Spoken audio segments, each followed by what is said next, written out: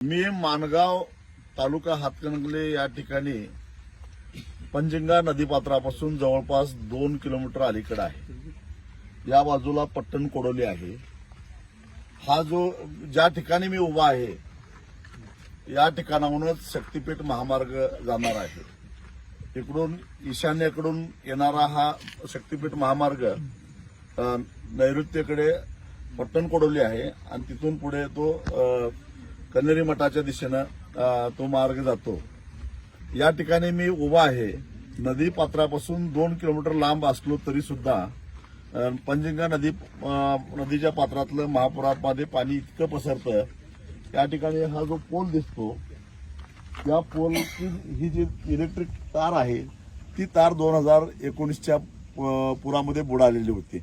म्हणजे इथून मी जिथं उभा आहे तिथं जवळजवळ 25 फूट पाणी पुराचं आधीच येतं। म्हणजे शक्तीपीठ महामार्ग जेव्हा इथून जाईल त्यावेळी इथं जवळपास 40 फुटाचा तरी भराव पडणार आहे। कमानीची पुलं बांधणार आहेत हे सगळं खोटं आहे। नदी पात्रापुरतं कमानीची पुलं बांधतात पण पात्राबाहेर जवळजवळ 3-3 किलोमीटर, कारण इथून अजून 1 किलोमीटर पाणी इकडे पसरतं। म्हणजे नदी पात्रापासून जवळजवळ 3 ते 3.5 किलोमीटर पाणी पसरलेलं असतं आणि त्या पाण्याची खोली जवळपास 15 फुटापासून ते 25 फुटापर्यंत असतं। म्हणजे एवढा भरावा टाकावा लागणार आहे आणि एवढा भराव टाकल्यानंतर जेव्हा कोल्हापूरच्या दिशेनं इकडे पूर्वेकडे पाणी पंचगंगेचं येतं, उजव्या बाजूला माणगाव आहे, तिकडे 3.5-4 फूट 4 किलोमीटर भराव आला, पलीकडे पट्टण कोडोली आहे तिकडे 3 किलोमीटरचा भराव आला आणि हा भरावा डोंगरासारखा पाणी अडवतो आणि त्यामुळं त्याचा परिणाम माणगाव असेल, चोकाक असेल, रुकडी असेल, हेरले असेल, हालोंडी असेल, शिरोली असेल, कोल्हापूर शहर असेल, नदीच्या पलीकडे म्हटला तर गांधीनगर, चिंचवाड, वळीवडे, वसगडे, या पट्टण कोडोली या गावांना पुराचा मोठा फटका बसणार आहे। अशा पद्धतीनं संपूर्ण कोल्हापूर जिल्ह्यामध्ये जे काही वेगवेगळी पुलं होतात, एक नांदणीचा उपशाखा जी नरसेवाडला जोडते, त्याच्यानंतर हा शक्तीपीठ महामार्गाचा हा भरावा आणि त्याच्यानंतर कालच मी दाखवलेला बालिंगे येथील पुलाचा जो भरावा आहे, ह्या सगळ्याचा जर विचार केला तर जवळपास कोल्हापूर जिल्ह्यातल्या 20% ऊसाच्या उत्पादनावर त्याचा परिणाम होणार आहे। कारण 2-2 महिने जर का पाणी तुंबून राहिलं तर ऊस शेती होऊ शकत नाही। पण एवढ्या साऱ्या म्हणजे ज्यांची जमीन जाणार आहे ते तर बर्बाद होणार आहेच, पण ज्यांची जमीन जाणार नाही ते या महापुराच्या महापुरामुळे बर्बाद होणार आहेत। त्यांना 8 महिन्याची पिकं घ्यावी लागणार आहेत।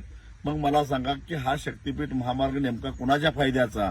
आणि जे आज बैठका घेऊन सांगतायत की तुम्हाला एवढे पैसे मिळणार आहेत, तेवढे पैसे मिळणार आहेत, त्यांना मी एकच सांगतो, मी दुसऱ्या व्हिडिओमध्ये अगदी गट नंबर निहाय कुणाला किती पैसे मिळणार आहेत हेही सांगतो। पण आज एवढं सांगतो की रत्नागिरी नागपूर महामार्गाला जे पैसे मिळाले त्यावेळी 2013च्या कायद्याप्रमाणे त्याची अंमलबजावणी झाली म्हणून शेतकऱ्यांना भरपूर पैसे मिळाले।